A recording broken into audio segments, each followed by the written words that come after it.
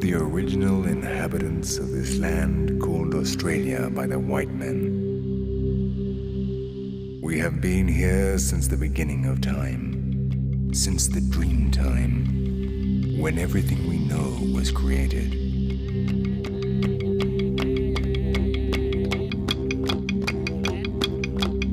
My people know how to sing each and every place of this sacred country, while we contemplate Ji, the sun god.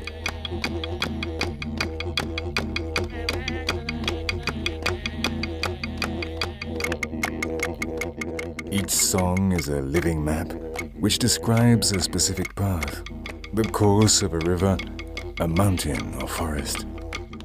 If you brought together all these songs which are passed down from generation to generation, and which come from dreams, we would compose the map of Australia.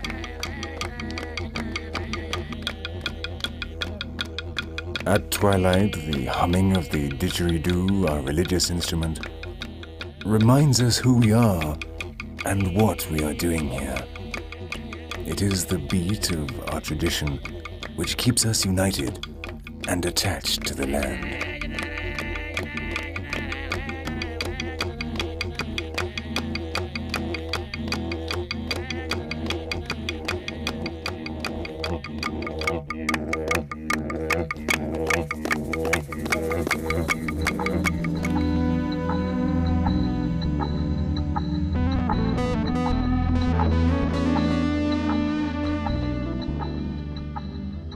I am old Yaka Garimala, an Australian aborigine, as foreigners call us, and I'm going to tell you what our world is like.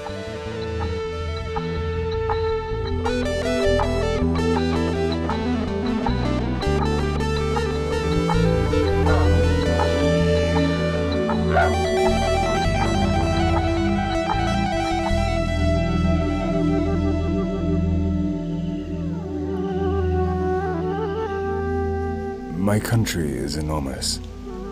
It is an island that could be a continent. It is the most beautiful country in the world. We have deserts, jungles, savanna, plateaus and mountains with deep canyons carved by furious torrents. The sea is all around. Along our coast there are bays and inlets and sacred cliffs like this one of Bickerton Island. This is where I live.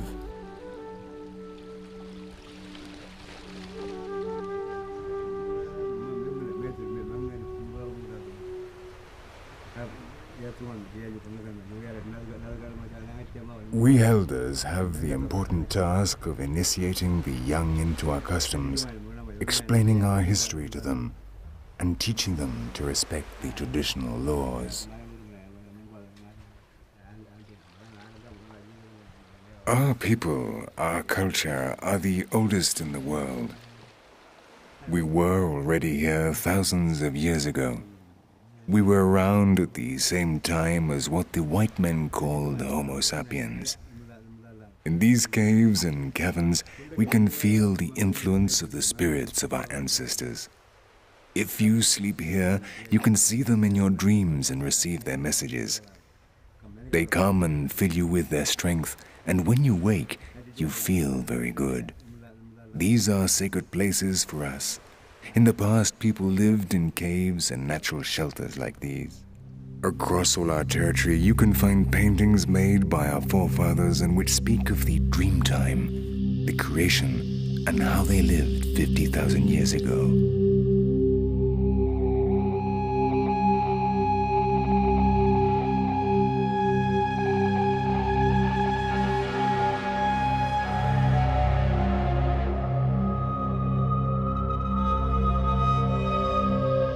In the Kakadu National Park lies Ubi Rock, where the rainbow serpent stopped after creating the world and was painted on a rock so that people could see her. Over time, our forefathers left on the rocks a complete collection of images which depict their way of life and their beliefs. They painted the animals they hunted or fished, so the spirits would help them capture them. In this way, we know to what extent these animals are the same ones as those we eat today.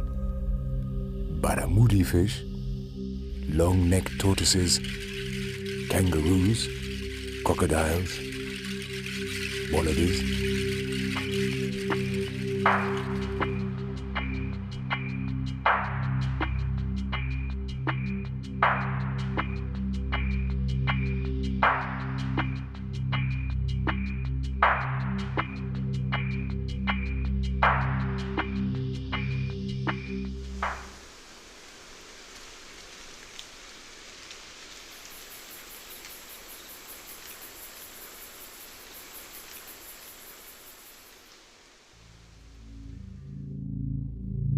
We know that they knew what many of the animals they drew were like inside, their skeletons and some of their entrails.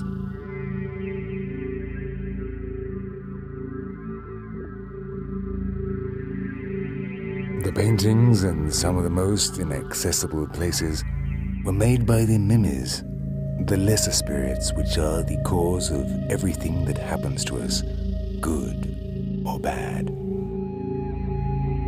According to the legend, with their long, thin bodies, they glided to the very top of the cave, took pieces of rock, brought them down to the ground, painted them, and then put them back on the ceiling.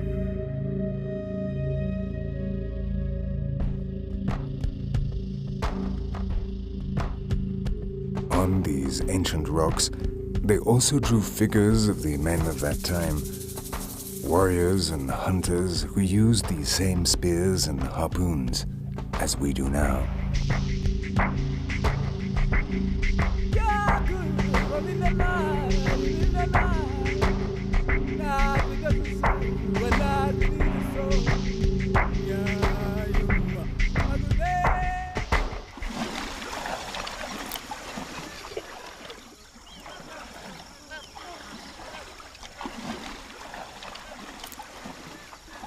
We share our land with all types of animals.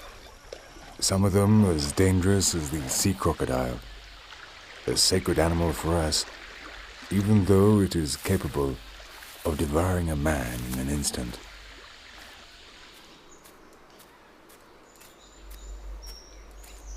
The kangaroo is the most characteristic animal of my country. I know over 50 different types, some of them over 2 meters high. They are beautiful and unique. They carry their children in pouches which the mothers have on their stomachs. The forests and swamps are full of multicolored birds like the yellow-crested cockatoos. There are also dangerous poisonous snakes, and others like the olive python that kill their prey by strangling them.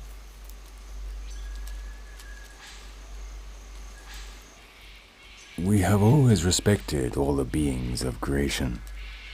Each tribe, each person, has one or more animals which are their totems, because they are in their dreams, and they can't hunt them or eat them.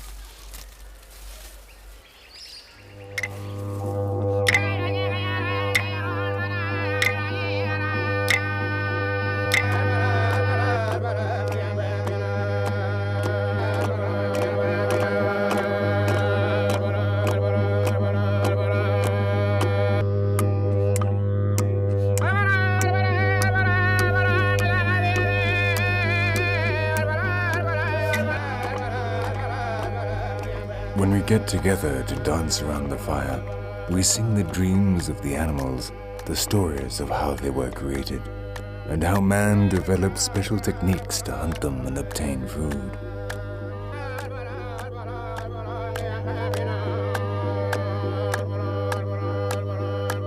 Those that dance and sing paint their faces and bodies with kaolin to look like the spirits which, according to our beliefs, are of a grey color.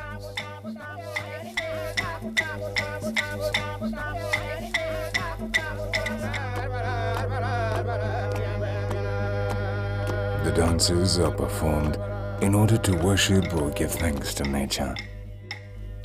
Traditionally, they are to us the spirits for a particular prey, or to forgive us for having hunted an animal without their permission.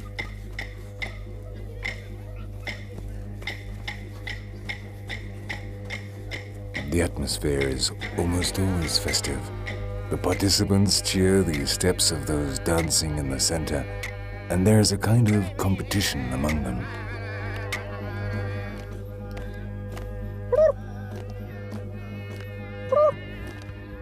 Each one specializes in imitating a specific animal, which is normally their totemic animal. Apart from the didgeridoo, the musicians also beat their yidakas. Each group has its own rhythm, which identifies them. It is a symbol of union among them. Only the high dignitaries can beat the yidakas. They are the ones who change the beats of the different songs and direct the dances. The dance of the women is slower and more measured. They are normally in a state of trance, possessed by the spirits of the forest which protect them. Their movements imitate their work of gathering and collecting.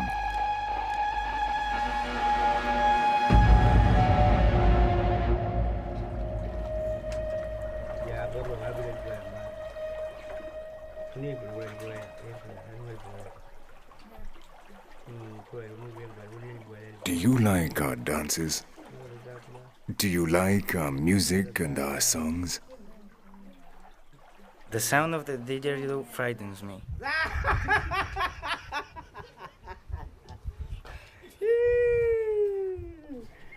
You shouldn't be afraid of the didgeridoo. It's a sacred instrument. With its sound, the great god Baime created the stars in the dream time. The men who know how to play it are very important in our culture.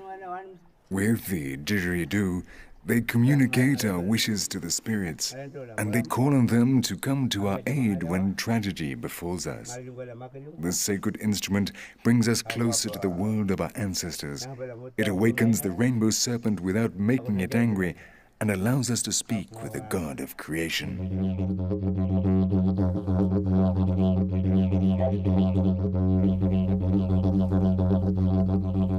It is difficult to play because you have to blow constantly using the technique of circular breathing. You expel the air using the cheeks and tongue, at the same time inhaling through the nose. Good musicians can keep the sound going without stopping for 10 minutes. Jaka, how do you make a didgeridoo? The didgeridoo is not made by man like other musical instruments. We simply look for them, clean them, and decorate them. The didgeridoos are made by the ants.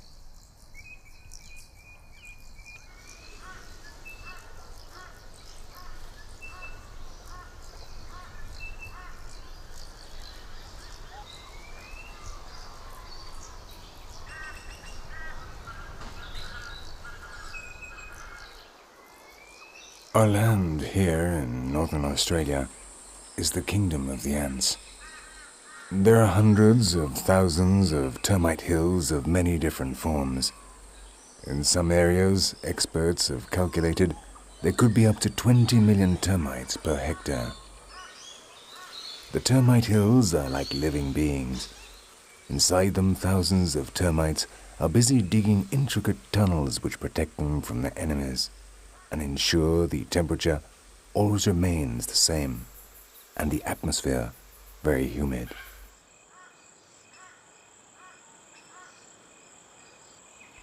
They build their termite hills from soil and clay mixed with their own saliva and excrement. With this material, they make small balls the size of a grain of rice, which they pile up to great mounds, which can be up to 6 meters high.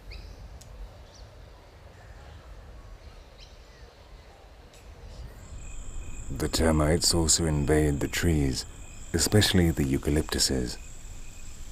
They hollow them out from the inside, but never kill them.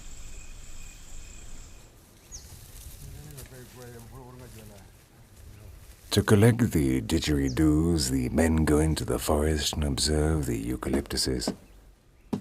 From the hollow sound, they know that the termites have completed their work. And when they find a trunk of the right length and thickness, they cut the piece that will become the didgeridoo.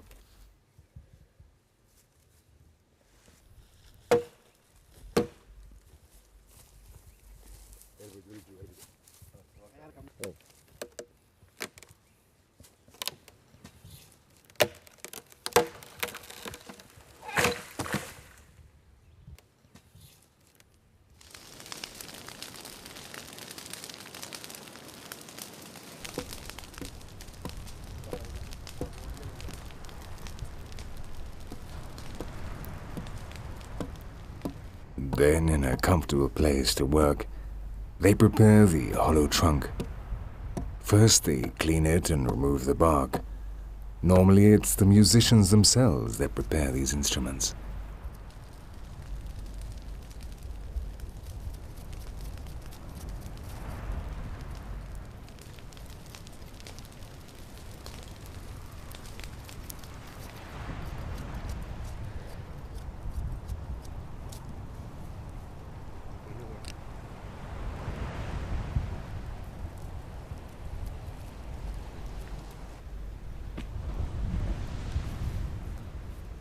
With a metal bar which has been heated in the fire, they burn the pieces of wood and excrement that the termites have left and empty it. And the didgeridoo is ready. Later, each musician will get an artist to decorate it with designs that are normally related to the Dreamtime or totemic animals.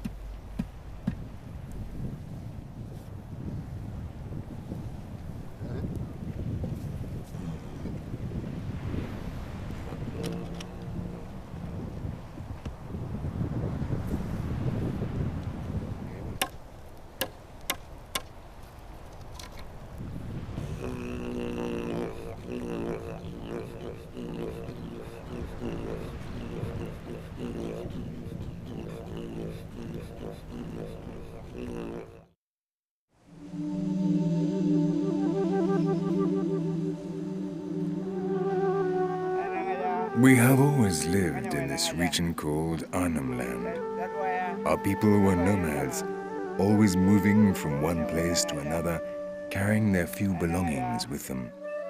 That is why we know the forest so well. In the forest, we know how to get everything we need.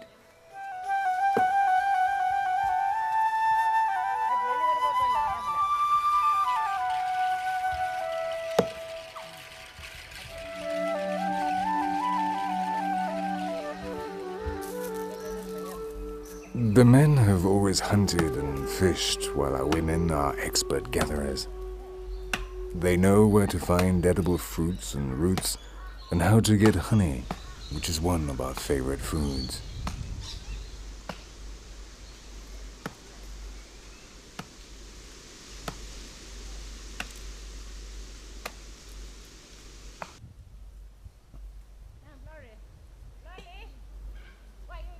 When a special celebration is coming up, the women go into the forest in search of the prized nectar. Here the termites again play an important role. In the high branches of the trees, the bees take advantage of the holes made by the termites to construct their honeycombs.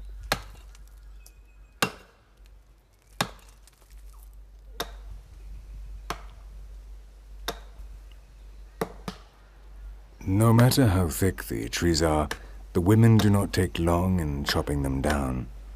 Inside, they are hollow like enormous termite hills.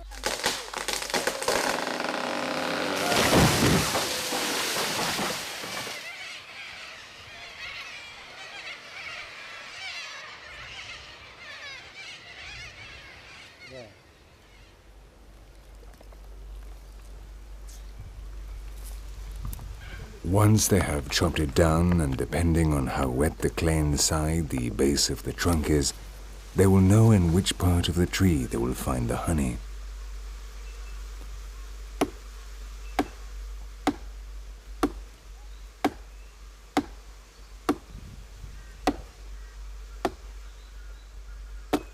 Patiently taking turns with the axe, the women make cuts in the trunk until they find the honeycomb.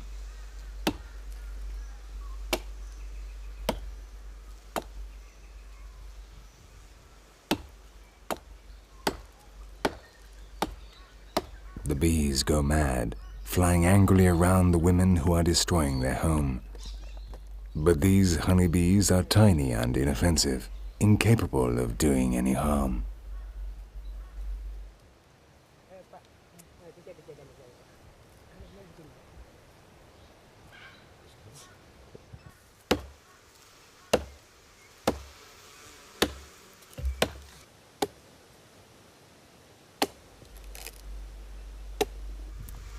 The honey is inside capsules of wax, which means large pieces can be collected without spilling it.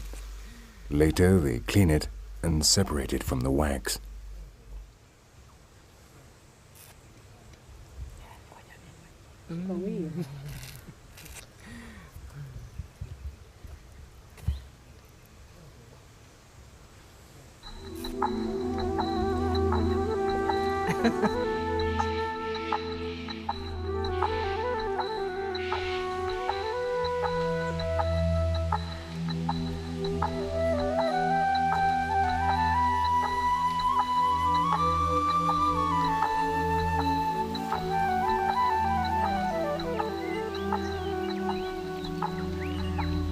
Gathering has always been very important for us. Fruits, berries, medicinal herbs, roots and tubers have long formed the basis of our diet. The women have always worked in the forest, carrying out these tasks. No one knows nature like they do. Depending on how flexible the lianas and the stems of the plants are, they know whether or not the roots are big enough or tasty enough to be cooked. They collect yams which grow wild in the humid areas. Their work is very dangerous. They disturb the vegetation, and you have to be careful how you treat nature, because before long she will get angry and attack you in one way or another. They often come across the king brown, one of the most poisonous snakes in the world. Its bite is always fatal.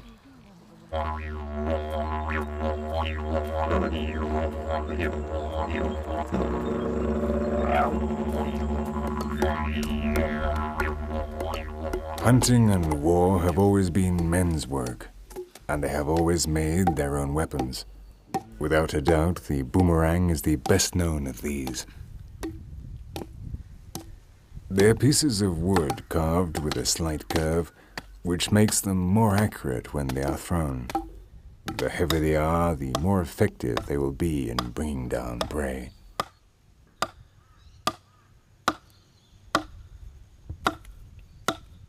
Our most expert hunters are capable of hitting an animal from over 160 meters. Normally they hunt small animals, though the most sought-after prey, which brings the hunter the greatest prestige, is the red kangaroo, the biggest of all. Despite what most people think, a real boomerang does not come back. The tourist and the souvenir industry has invented devices decorated with designs from our culture, which they sell as if they were authentic boomerangs.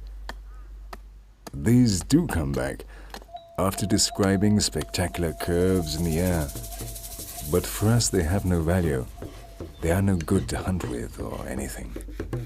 The efficiency of the boomerang comes exclusively from its weight and the curvature, which makes it easier to handle.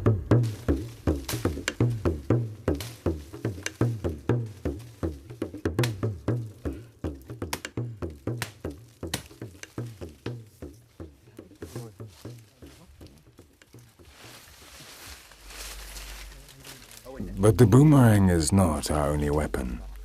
In the jungle, we cut flexible rods of bougainvillea with which we make spears and harpoons for fishing. In fact, the spear is our best weapon. We used them in our fight against the white men who invaded our country and drove us off the land that belonged to us.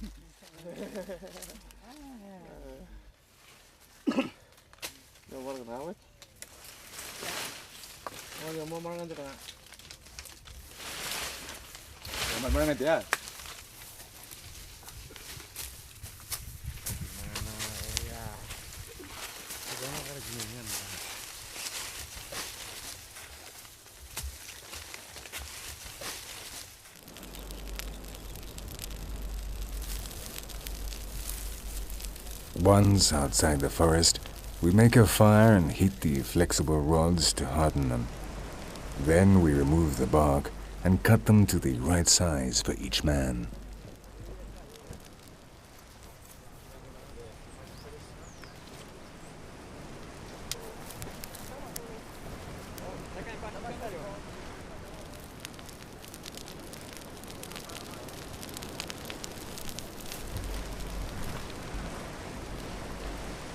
We have had to defend our country since the white man set foot in it.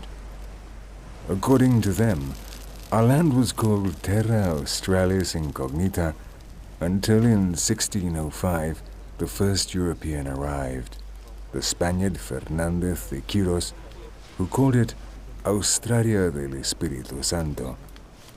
Then, 170 years later, the pirate James Cook renamed it New South Wales and raised the English flag. The English used this island to send us their prisoners. 80 years after the first ones arrived, there are 170,000 convicts in Australia.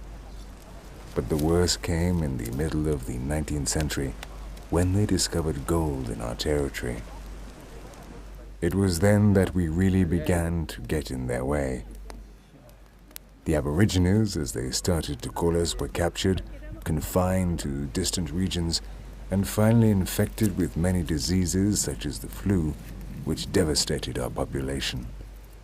During all this time, we bravely fought the invaders with our spears, but the white man had gunpowder and rifles, and in the end, he defeated us.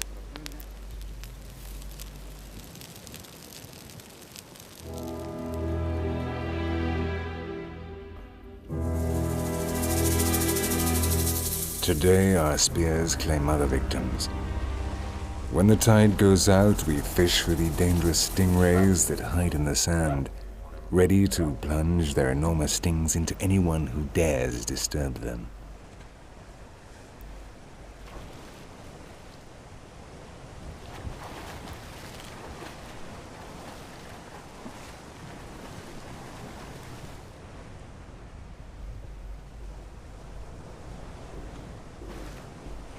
It takes practice to find them hidden in the sand and not stand on them. Their stings are very painful, but our fishermen are almost never caught by surprise. They launch their harpoons into them from a distance. When they have caught them, they hold the tail with their mouth and pull out the poisonous sting.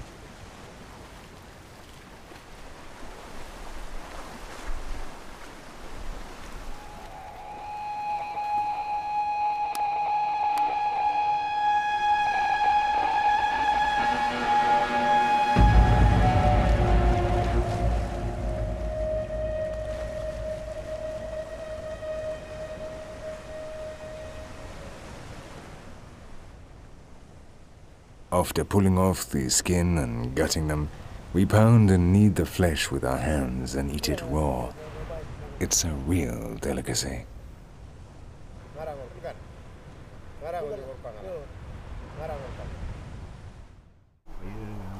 Now you're young, you must learn everything about our culture. I now know you go to the white man's schools, but our identity must survive. Otherwise, you will be nobody. Now our people live in reservations. We are no longer nomads, but they can't take away our laws and our beliefs. That must be the most important thing in our lives.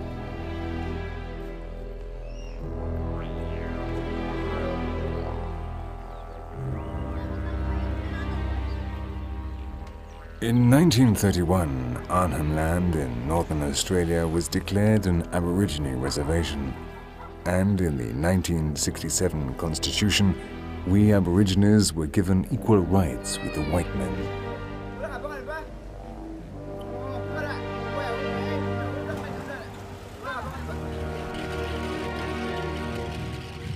Now we live in prefabricated houses which are entirely foreign to our way of life. Traditional customs are breaking down. The young go off to study far away from their parents and then don't want to return. And many aborigines fall victim to alcohol. From 1967, the lands began to be our property. The white man promised to respect our sacred places, but of course there's a trick. The administration of Aborigine lands is controlled by the whites, who obtain the profits from mining. In return, they pay us a kind of pension. That's the worst thing. It's the most efficient way of wiping out our culture. My people don't realize, but I am old. I know that if a man does not have to work, if he does not grow crops or hunt or do something, he very quickly destroys himself.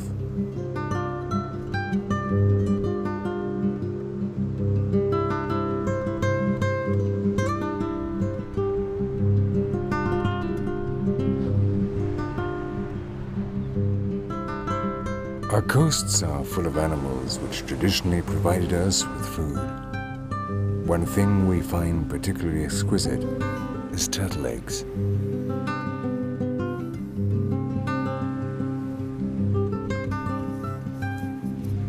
When we see the tracks of a giant turtle on the beach, we follow them and discover where it has laid its eggs. We carefully probe the ground with rods to find out where we need to dig, and then take the eggs.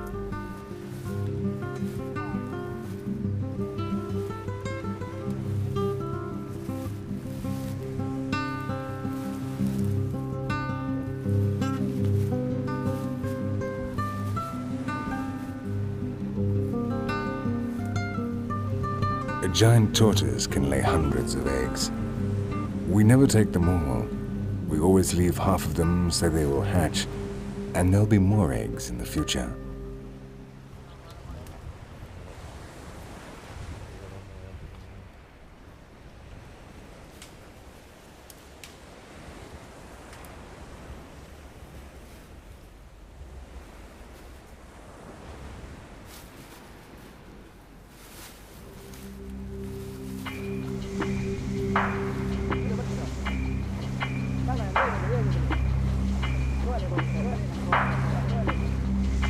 With our harpoons, we also fish turtles and manatees, pursuing them on motorboats.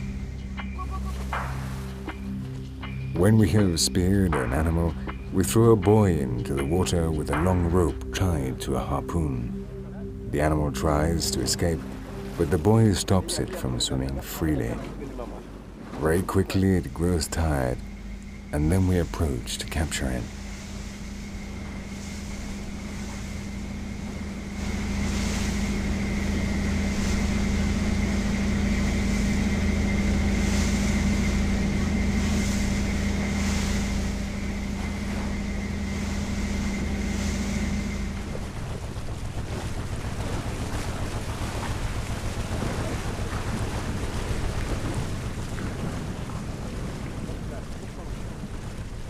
Retrieving the animal requires patience.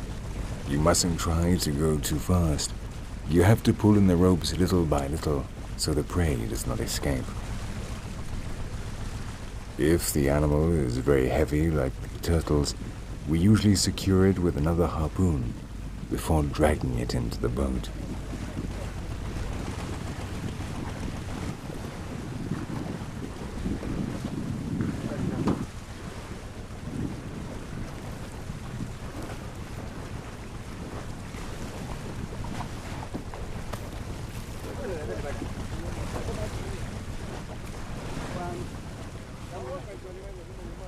We catch turtles of up to 200 kilos, very difficult to pull out of the water.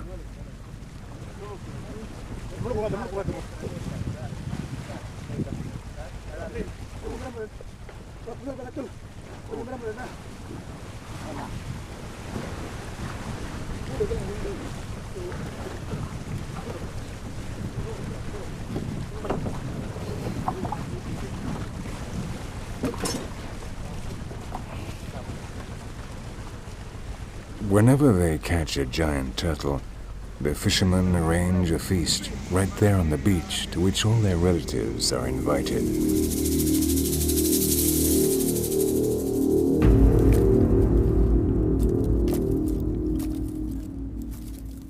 First, they prepare a big fire on which they put stones so they will become red hot. These stones are what will be used to roast the turtle meat. After cutting off its head, they begin to take out the entrails and the enormous intestine. This work is normally done by the oldest one in the group. With his experience, he knows by touch which parts should be removed and which left.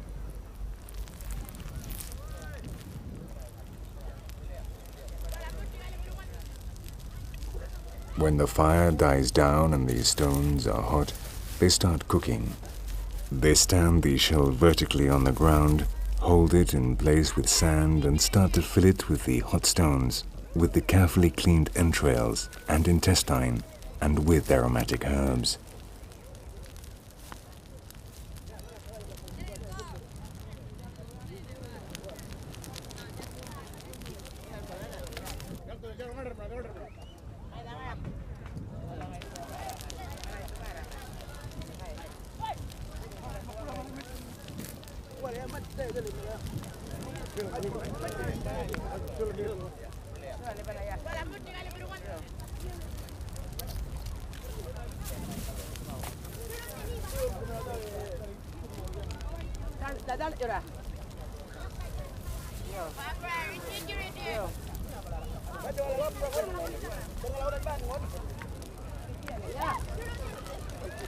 When it is full, they place it on the embers of the fire. The stones roast the meat from the inside. With just the heat from the fire, it would be impossible to roast so much meat.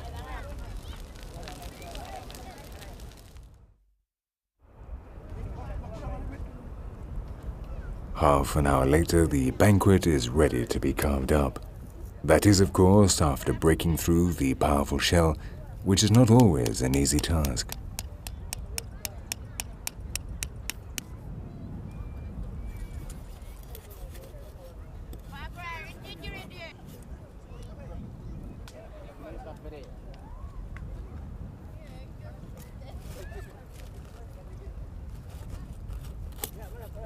Pieces are cut off and selected to be shared out. Everyone must get the same amount of meat. If not, there will be problems between the different families of the fishermen.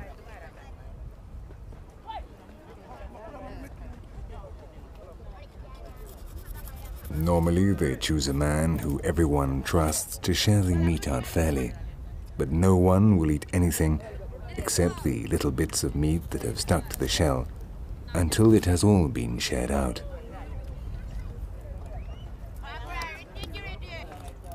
The juice that remains at the bottom is our turtle soup. The people drink it while the meat is still being carved. Then the main course, and everyone eats as much as possible.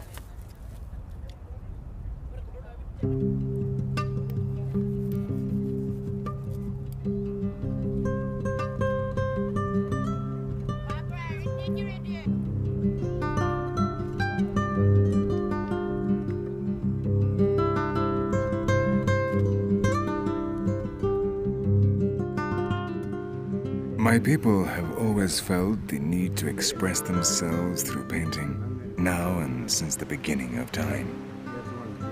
Our sacred rocks are covered with these paintings, which tell of the dream time. There we can see representations of the Creator God by Eme in all his forms, and what the world of our ancestors was like thousands of years ago.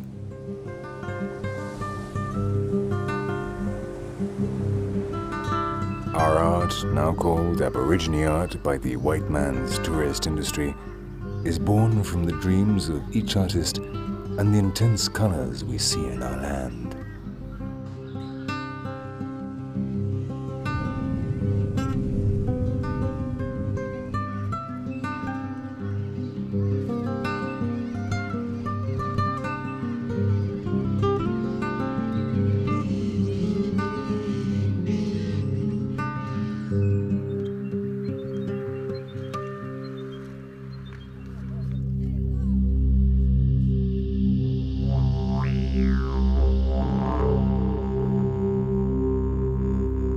Each painter tries to express in his work certain dreams which belong to him or to his moiety or mystic society. But he will have to ask for permission if he wants to paint someone else's dream. Through dreams we can enter the other parallel world in which since the creation, gods, spirits and men have lived together. The actions carried out in that world are what change and order the world of the living. That is why every painting contains an internal message which can only be seen by those who have the wisdom to understand it.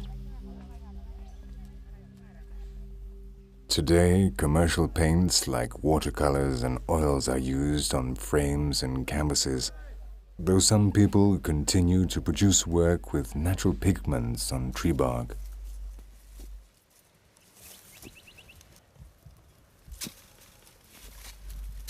The women have always been in charge of collecting the elements necessary to make the different colors.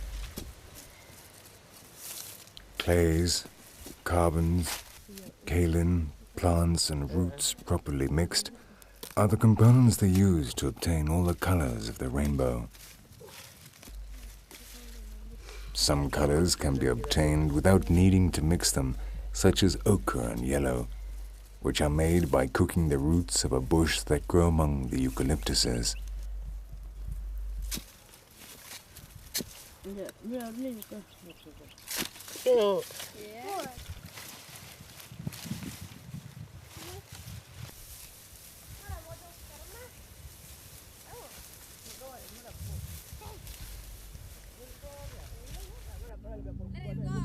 In body painting and ritual decoration, the same ideas are expressed as those of the pictures.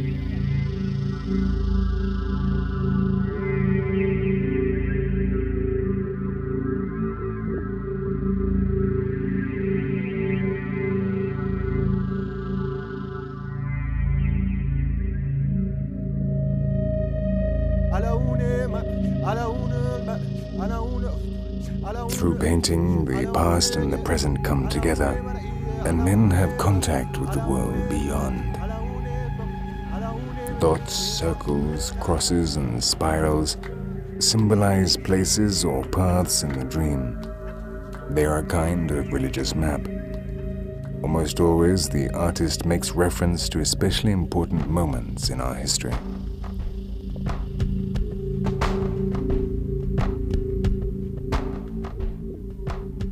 They also depict fantasies related to fabulous beings. But the being itself is not painted, but rather the image this being transmits to the artist across time and movement.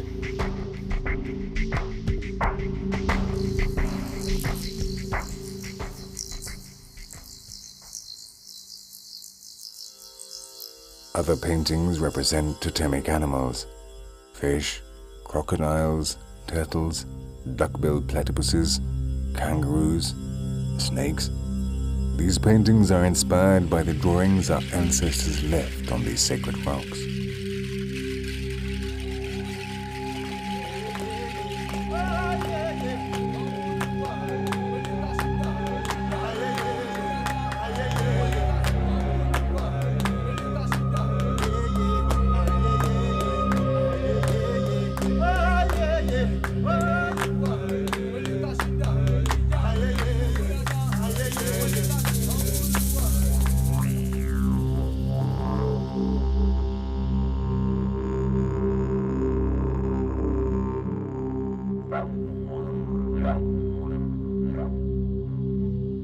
Man is also represented in our paintings, though at times with the body of an animal.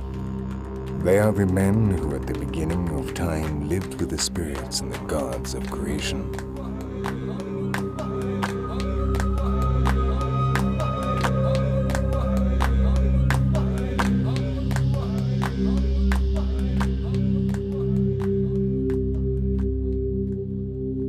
Now our art is exported all around the world.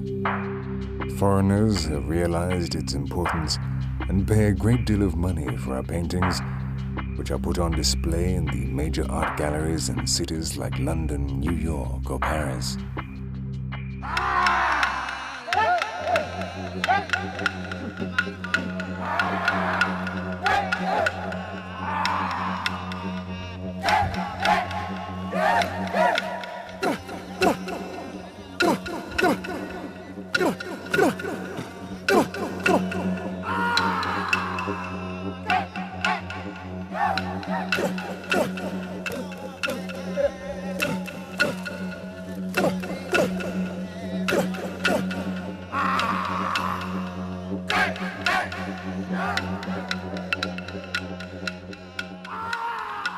Near the city of Darwin, my people call to the spirit of the king of the crocodiles with piercing cries. It is a dance of invocation. It is performed whenever someone has to travel to an area where the powerful sea crocodiles live. They ask for its permission and protection, but the great spirit is always asleep, and so they have to cry out to wake him, so that he knows that people have gathered together to dance in his honor.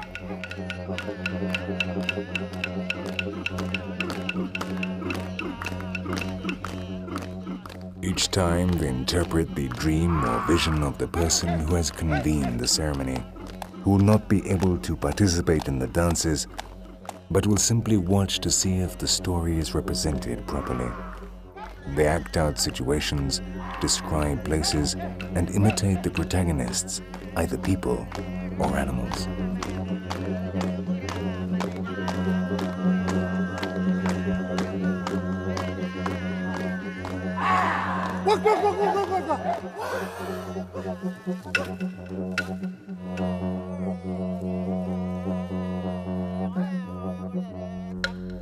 One of the dreams that is often represented is that of the two wives of the supreme god Bayame.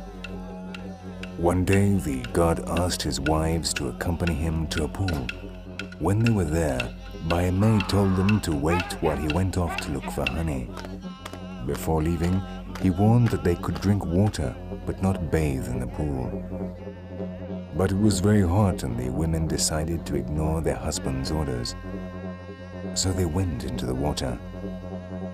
Suddenly, the threatening figure of two enormous crocodiles emerged, the guardians of the pool. They attacked them and ate them. As they knew they were the wives of the great god, they decided to flee. They swam as fast as they could, dragging behind them the waters of the river. When Bayame returned and saw the river without water, he knew that something had happened. He went down to the riverbed and chased after the crocodiles. When he found them, he killed them with a boomerang. Then he cut open their stomachs and pulled out his wives. He laid them on the ground and covered them with ants. With the tickling of the ants, the two women came back to life.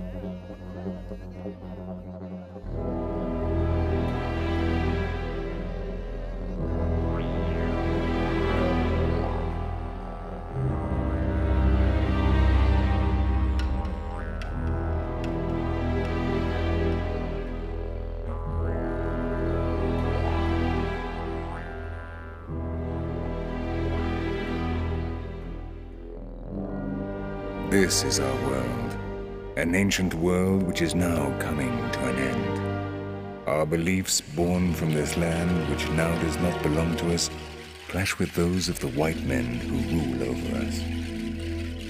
But I, old Yakar Garimala, like the other old men, will continue to tell our history to the young. Perhaps in time, they will realize where their truth lies, and again, awaken the rainbow serpent.